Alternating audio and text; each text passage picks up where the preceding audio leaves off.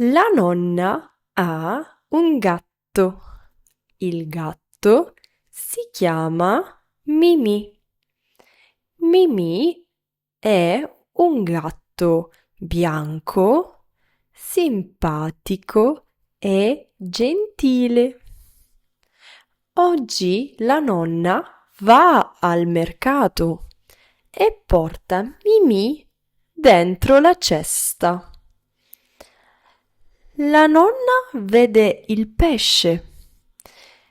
Quanto costa il pesce? Domanda la nonna.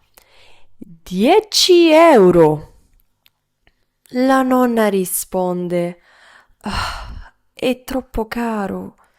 Grazie mille."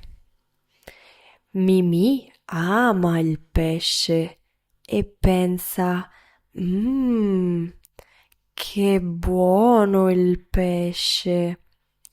E op! Il pesce dentro la cesta. La nonna vede la pasta e domanda: quanto costa la pasta? 5 euro. La nonna risponde: Ah, è troppo cara. Mi dispiace. Mimì ama la pasta e pensa: Mmm, che buona la pasta. E op! La pasta dentro la cesta. Adesso la nonna va a comprare il formaggio. La nonna domanda: quanto costa il formaggio? 7 euro. La nonna risponde: Ah, è troppo caro. Mi dispiace.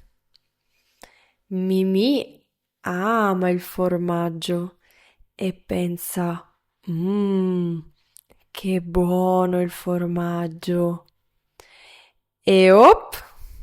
Il formaggio dentro la cesta. La nonna torna a casa ed è triste.